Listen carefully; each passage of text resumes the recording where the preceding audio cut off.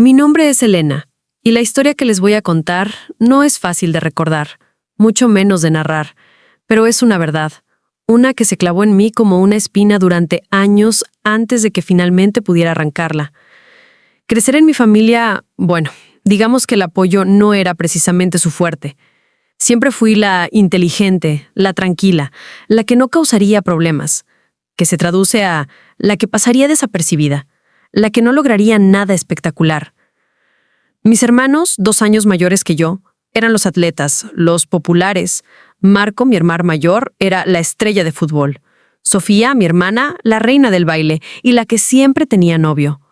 Mis padres vivían por ellos, sus trofeos, sus porras, sus problemas de adolescentes. Yo, mientras tanto, estaba en la biblioteca, estudiando, leyendo, construyendo mi propio mundo interior.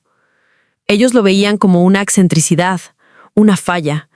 «Elena, ¿por qué no sales más? Vas a terminar sola con tus libros», decía mi mamá con esa mirada de lástima que dolía más que cualquier regaño. La cena familiar de los domingos era el epicentro de esta dinámica, una tortura semanal. Mi padre, un hombre imponente que trabajaba en una empresa de construcción, presidía la mesa. Se hablaba de los logros de Marco en el campo, de los planes de Sofía para el baile, y luego venía mi turno, siempre el mismo interrogatorio. «¿Y tú, Elena? ¿Algún chico nuevo?», mi padre con una sonrisa que no llegaba a sus ojos. «No, papá, estoy ocupada con mis clases». Mi hermano, Marco, soltaba una risa. «Claro, ocupada. Seguro está en el club de ajedrez». «Marco, déjala», decía mi madre, pero sin convicción, más como un formalismo. «Es que, en serio, Elena, ¿cuándo vas a hacer algo con tu vida?», añadía Sofía con su tono meloso de superioridad. «No puedes vivir siempre en tu burbuja de libros y clases de matemáticas». Yo solo bajaba la mirada, empujando la comida por mi plato. Las palabras, como pequeños dardos, se incrustaban en mi piel. «No eres nadie, no vales nada fuera de tus estudios aburridos. Nunca vas a encajar». Eso era lo que, sin decirlo directamente, me transmitían cada semana. Ellos eran el centro de atención, la gente importante. Yo era la sombra, la que no tenía nada que aportar a la conversación de adultos, la que no tenía futuro, la que en el fondo no era nada. Me sentía invisible, menos que invisible. La presión era constante, una especie de zumbido de fondo en mi vida. Mi papá, en particular, solía compararme con mis hermanos o incluso con los hijos de sus colegas. «El hijo del señor Ramírez ya está trabajando en un buen puesto en el banco. ¿Tú qué habrás, Elena? ¿Seguirás leyendo?». Era una burla, disfrazada de preocupación. Me sentía pequeña, insignificante. Como si todo lo que era, mi amor por aprender, mi curiosidad, fuera un defecto grave que me impediría ser alguien en el mundo. Me refugiaba en mis estudios. La universidad se convirtió en mi santuario. Me matriculé en ingeniería, algo que mi padre desestimó como cosa de hombres y demasiado difícil para una mujer. Me esforcé el doble, no solo por aprender, sino por probarles que estaban equivocados. Cada buena nota, cada proyecto exitoso era una pequeña victoria personal, una forma de decirles, en silencio, que yo sí podía. Pero en casa seguía siendo la misma Elena, la que no tenía vida social. Unos años después, la oportunidad de mi vida apareció. Un programa de prácticas de verano en una empresa de tecnología en la Ciudad de México. Era mi sueño. Lo solicité, me preparé incansablemente y lo conseguí. La emoción me desbordaba.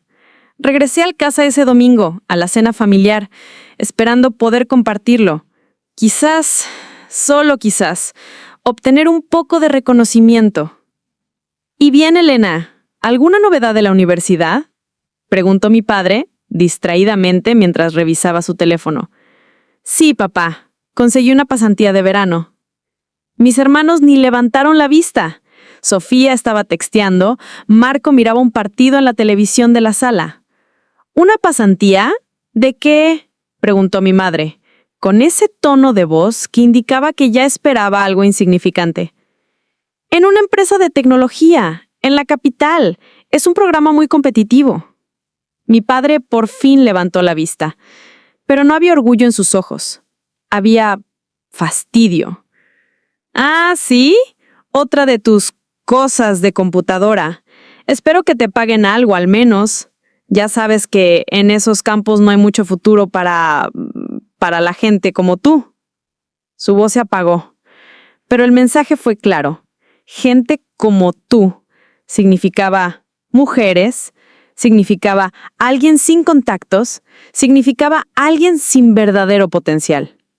Además, añadió Sofía, sin mirar su teléfono, eso suena a mucho trabajo y nada de diversión. ¿Vas a irte sola a la capital? Marco se rió entre dientes. Sí, ¿quién te va a cuidar allá, cerebrito? Las palabras me golpearon. No había felicitaciones, solo desprecio, desdén y una sutil pero profunda humillación.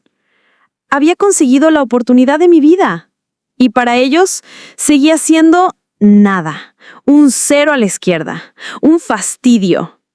En ese momento sentí un dolor tan agudo que decidí. Ya no iba a buscar su aprobación. Nunca más. Me iría a la Ciudad de México y construiría mi propio camino, lejos de su sombra, lejos de sus juicios. Me fui a la Ciudad de México con una mezcla de miedo y una determinación férrea. La pasantía fue un reto, sí, pero también una revelación. Era el tipo de ambiente donde mi inteligencia y mi esfuerzo eran valorados, no menospreciados. Pasé horas, días, semanas inmersa en proyectos, aprendiendo, creciendo. Los ingenieros senior me respetaban. Mis compañeros me pedían ayuda. Era un mundo completamente diferente al que había dejado atrás. Un mundo donde no era nada. Trabajé duro. Me quedaba hasta tarde, hacía preguntas, me ofrecía para tareas extras. No solo quería impresionar, quería absorber todo el conocimiento posible. La pasantía se extendió a un puesto de tiempo completo y luego a un ascenso. Cada paso lo celebraba en silencio sin llamar a casa. No había necesidad. Su desdén era un motor más potente que cualquier felicitación que me pudieran haber dado. Los años pasaron volando. La empresa creció exponencialmente y yo crecí con ella. Pasé de ingeniera junior a líder de equipo, luego a gerente de proyectos y finalmente a directora de un departamento clave. Construí una red de contactos sólida, aprendí a hablar en público, a liderar. Transformé mi timidez en una reserva tranquila de autoridad. La niña invisible de las cenas dominicales se había convertido en una mujer de negocios respetada, con una carrera exitosa y una reputación de ser brillante y resolutiva. Tenía mi propio apartamento, mi propio coche, mi propia vida, forjada con mi sudor y mis decisiones. Pero la familia seguía siendo una herida abierta. Hablábamos poco. Llamadas esporádicas de mi madre, llenas de quejas sobre mis hermanos o de preguntas superficiales sobre mi vida. Nunca sobre mi trabajo real. Nunca hubo una disculpa por el pasado, ni un reconocimiento de lo que había logrado. Para ellos, yo seguía siendo la misma Elena, la cerebrito, que se había ido a la capital a hacer cosas de computadora. El desdén implícito nunca desapareció. Un día, mi padre me llamó. Su voz sonaba diferente, un poco más formal de lo normal. «Elena», dijo, «sabes que vamos a tener la cena anual de la empresa en unas semanas. El jefe, el señor Solís, estará ahí y me gustaría que vinieras. Quizás podrías, no sé, saludarlo. Sería bueno para mí». No era una invitación para mí, era una herramienta para él. Me necesitaba para algo, nunca una disculpa. Solo una utilidad. Me sentí extraña. ¿Yo? ¿Ir a la cena de la empresa de mi padre? ¿Después de todos esos años de desprecio? Pero luego una idea comenzó a formarse en mi mente. Una pequeña chispa. Una oportunidad. Quizás era el momento de dejar de ser la nada en su mundo. Acepté ir a la cena de la empresa de mi padre. No le di muchos detalles, solo que estaría allí. La semana previa fue extraña. Mis padres parecían cautelosamente emocionados, pero no por mi presencia, sino por lo que yo podría significar para la imagen de mi padre frente a su jefe. Mi madre me pidió que me vistiera bien y que no hablara de cosas demasiado técnicas. Mis hermanos, Marco y Sofía, se mostraron indiferentes, como si mi existencia en el evento fuera un inconveniente menor. El patrón de invisibilidad y subestimación seguía intacto. La noche de la cena llegó. Era en un salón elegante de un hotel en el centro. Me puse un traje sastre impecable, sobrio, pero que proyectaba autoridad. Me peiné con pulcritud. Me sentía preparada. Al entrar al salón, mis padres ya estaban allí, en una mesa con algunos de sus colegas. Mi padre me vio y su expresión fue de sorpresa, casi de reconocimiento. Por primera vez pareció verme no como su hija, sino como una adulta que entraba en un espacio profesional. Me acerqué a su mesa. «Buenas noches, papá, mamá». Mi madre me dio un beso rápido. «Elena, qué bien te ves, pero ¿no es ese traje un poco...?» Se calló, buscando la palabra. «¿Serio?» «Es un evento de empresa, mamá», respondí con una sonrisa controlada. Mi padre me presentó a sus colegas con un tono ligeramente más orgulloso de lo habitual, pero aún con la misma ambigüedad. «Ella es mi hija, Elena. Trabaja en... tecnología». La falta de especificidad, de conocimiento sobre mi verdadero rol me dolió, pero ya estaba acostumbrada. La cena transcurrió con la típica conversación familiar superficial. Mis hermanos, Marco y Sofía, que llegaron más tarde, ni siquiera me preguntaron por mi trabajo. Hablaban de sus propias vidas, sus planes, sin incluirme realmente. Yo solo observaba, con una distancia casi clínica. Estaba allí, pero seguía siendo la nadie en su mesa. La que escuchaba, pero no era escuchada. La que existía, pero no importaba. Entonces, el momento llegó.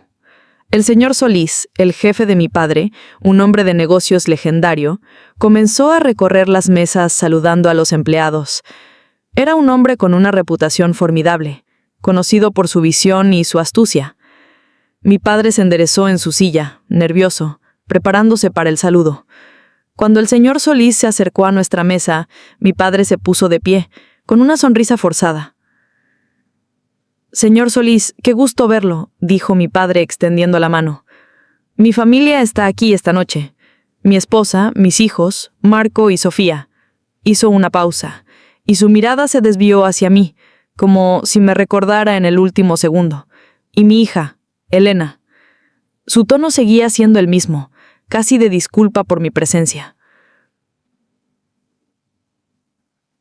El señor Solís asintió cortésmente a mi familia, pero luego sus ojos se fijaron en mí.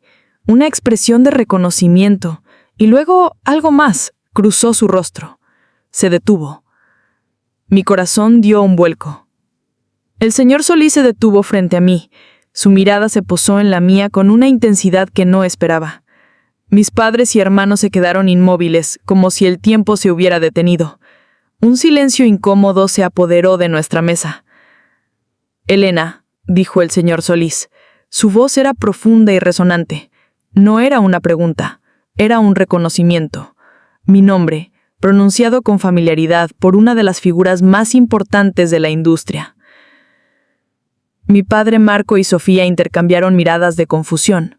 Mi madre frunció el ceño. Nadie entendía por qué el gran señor Solís se dirigía a mí de esa manera. Yo me puse de pie, erguida, con una calma que me sorprendió a mí misma. «El señor Solís», respondí, manteniendo la compostura. «Me alegro saber que le fue útil». «¿Útil? Fue una revelación», exclamó él, riendo. «De hecho, he estado esperando la oportunidad de hablar con usted más a fondo. Tenemos un proyecto muy ambicioso en mente y, francamente, su experiencia es exactamente lo que necesitamos. ¿Sería posible que nos reuniéramos la próxima semana para discutirlo?» Mi padre, que hasta hace un segundo había estado inflado de su propia importancia, ahora parecía encogerse. Su jefe, el señor Solís, le estaba pidiendo a su hija, a la que había llamado Nada, una reunión vital. Y no solo eso, la estaba elogiando frente a todos sus colegas. «Sería un placer, señor Solís», respondí, mi voz firme y segura. «Mi asistente puede coordinar la fecha y hora que le convenga». «Perfecto, perfecto», dijo él, con una sonrisa de satisfacción. Luego se inclinó un poco hacia mí en un gesto de deferencia que no le vi hacer con nadie más. «Con su permiso, mam», dijo, asintiendo levemente, antes de despedirse y continuar su ronda. La palabra, mam. No señorita, no Elena, sino mam. Un título de profundo respeto y reconocimiento profesional. Dicho por el jefe de mi padre, dicho justo después de que mi familia me hiciera sentir como un cero a la izquierda. Mi padre, Marco, Sofía, mi madre, todos se quedaron allí con la mandíbula caída, mirándome como si fuera una extraña.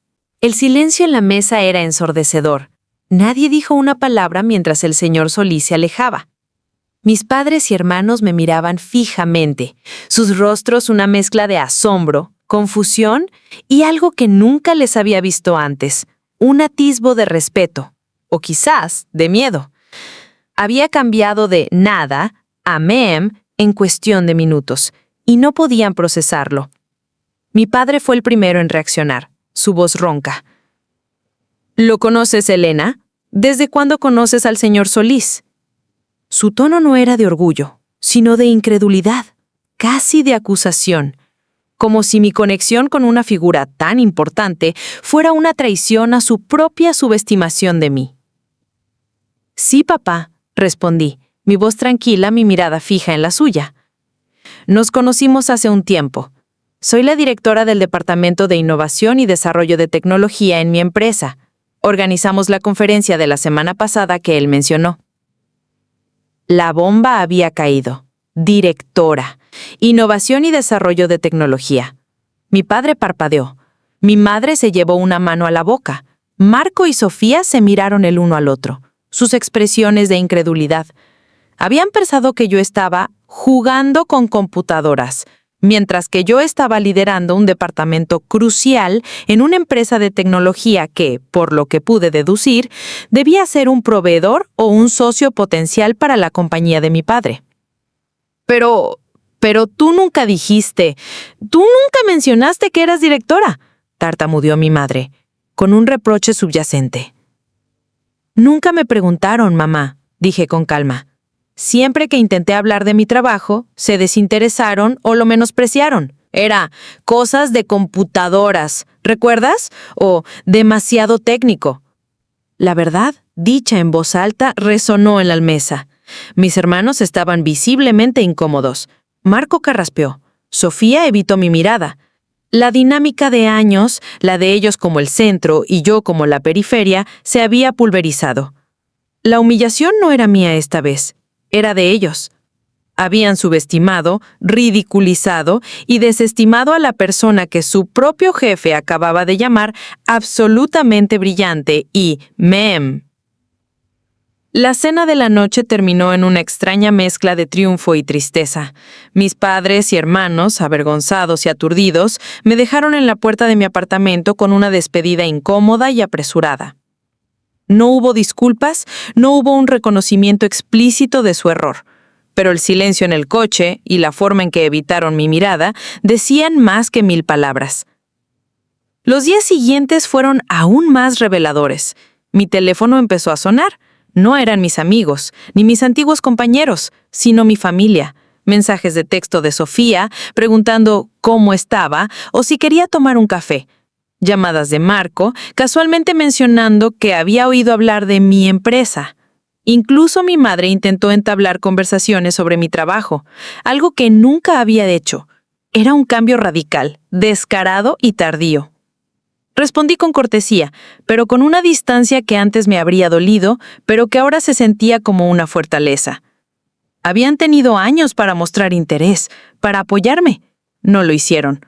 Su repentino interés era claramente motivado por lo que el señor Solís había dicho, por la idea de que yo ya no era la nada, sino alguien útil para ellos, alguien que quizás podría abrirles puertas. Mi padre fue el más afectado. Su orgullo, su pilar, se había desmoronado frente a sus colegas, y lo que era peor, frente a su propio jefe.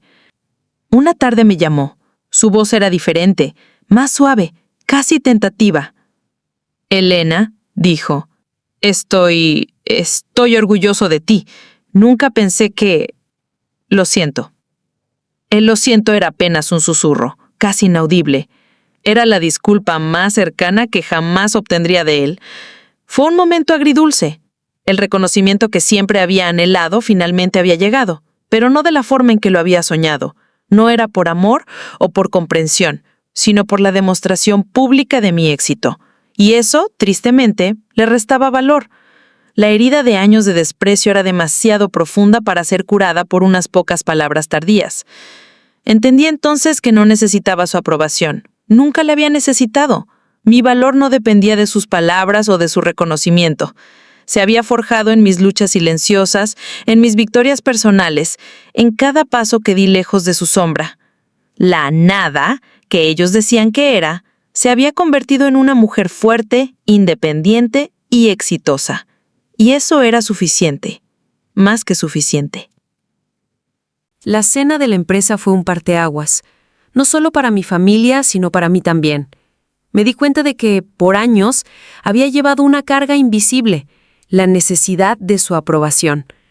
Cada logro personal lo medía, inconscientemente, contra su desinterés o su menosprecio. Pero al ver sus caras esa noche, al escuchar al señor Solís llamarme ma'am y a mi padre encogerse, esa carga se disipó. Era liberador. Mi relación con ellos cambió, sí, pero no como quizás ellos esperaban. Ya no buscaba su validación. Cuando llamaban, hablaba. Cuando querían verme, accedía, pero en mis propios términos. No me sentía obligada a justificarme o a probar mi valía. Yo era yo, con mis logros y mis cicatrices, y eso era suficiente. Los domingos de cena familiar se hicieron más esporádicos. Cuando asistía, el ambiente ya no era de interrogatorio para mí. Mis hermanos me preguntaban sobre mi trabajo con una curiosidad que antes era inexistente. Mis padres, aunque todavía un poco incómodos, me trataban con una deferencia que nunca antes había conocido. Pero la magia se había roto. La distancia emocional que había construido por años se había solidificado. Comprendí que la verdadera victoria no fue el ma'am del señor Solís, ni el reconocimiento tardío de mi familia. La verdadera victoria fue haberme construido a mí misma, lejos de sus expectativas y sus juicios. Fue haber creído en mi propio potencial cuando nadie más lo hizo. Fue haberme convertido en la alguien que ellos decían que nunca sería. No para demostrárselo a ellos, sino para demostrármelo a mí misma. Aprendí que el respeto no se exige, se gana, y que el amor verdadero, no menosprecia, no humilla, no te hace sentir como nada. El amor auténtico te eleva. Y aunque esa noche me dio una validación externa, la más valiosa ya la había forjado en mi interior, con cada paso que di en la dirección opuesta a sus expectativas. La vida siguió su curso, y con cada nuevo proyecto, cada nuevo desafío superado en mi carrera, la figura de la niña invisible de las cenas dominicales se desdibujaba más y más en el pasado. Me convertí en una referencia en mi campo, dando charlas, participando en paneles y liderando equipos de gente brillante. Mi vida profesional era plena y gratificante, un mundo que yo misma había construido, lejos de las sombras de mi infancia. En cuanto a mi familia, la relación siguió siendo distante, aunque cordial. Las llamadas de mi madre eran más frecuentes y ya no tan llenas de quejas, sino de comentarios sobre lo bien que me estaba yendo. Mis hermanos, Marco y Sofía, ocasionalmente me pedían consejos profesionales o me consultaban sobre contactos. Era una dinámica extraña, donde su admiración tardía se mezclaba con la persistencia de viejos hábitos. Pero yo había aprendido a navegar esa complejidad sin dejar que afectara mi paz. Nunca busqué venganza ni quise fregarles en la cara mi éxito. No había necesidad. El verdadero triunfo fue interno. Fue el saber que había confiado en mi instinto, que había apostado por mí misma y que había construido una vida auténtica, basada en mi propio esfuerzo y talento, no en la validación externa. La humillación de aquellas cenas familiares, el dolor de ser llamada nada, se transformó en el combustible para mi resiliencia. Mirando hacia atrás, no cambiaría nada. Cada palabra de desprecio, cada burla, cada juicio fue una pieza más en el rompecabezas de la persona en la que me convertí. Me enseñaron a no depender de la aprobación de nadie, a buscar mi propia voz y mi propio camino. Me enseñaron que las personas que realmente te aman te elevan, no te minimizan, y que a veces las mayores lecciones de vida vienen de las heridas más profundas. Con el tiempo, la anécdota de la cena de la empresa se convirtió en una historia que de vez en cuando compartía con algunos colegas cercanos o amigos de confianza. La contaba con una sonrisa irónica, ya sin el filo del dolor, sino con la perspectiva de una lección aprendida. Se había transformado de una herida humillante a una prueba de mi propio crecimiento y fortaleza. Mis padres envejecieron. La salud de mi padre flaqueó y me ocupé de él, como lo haría cualquier hija, sin rencor. En sus últimos años hubo momentos de lucidez donde sus ojos me miraban de una manera diferente, quizá con un arrepentimiento tácito o con una comprensión tardía de lo que realmente significaba tener una hija como yo. Nunca lo dijo en voz alta, pero su mirada lo comunicaba, y eso para mí fue suficiente. El perdón, o al menos la aceptación, se había gestado en el silencio. Mi relación con Sofía y Marco se mantuvo superficial pero estable. Ellos tuvieron sus propios éxitos y desafíos, y yo estuve ahí, ofreciendo apoyo cuando lo necesitaban, sin esperar nada en cambio. Ya no había competencia, solo una aceptación mutua, forjada por el paso del tiempo y las lecciones que la vida nos había dado a cada uno. La brecha de los años se había cerrado un poco, aunque las cicatrices de las palabras dichas y no dichas seguían ahí, sutiles, pero presentes. Finalmente, la niña que no era nada había construido un legado, no solo en el ámbito profesional, sino en la manera en que vivía mi vida, con integridad, con pasión y con una profunda autoconfianza. Aprendí que la verdadera validación no proviene de títulos, ni de dinero, ni de la aprobación familiar, sino de la convicción interna de tu propio valor. La vida me enseñó que a veces las personas que más deberían creer en ti son las que más te subestiman, y que la mayor venganza no es el éxito espectacular, sino la paz interior que se encuentra al superar sus prejuicios y construir una vida auténtica y plena. Esa noche, cuando el jefe de mi padre me llamó ma'am, fue solo el eco de una verdad que yo ya había descubierto por mí misma, que yo era y siempre había sido alguien. Y esa fue la victoria más dulce de todas.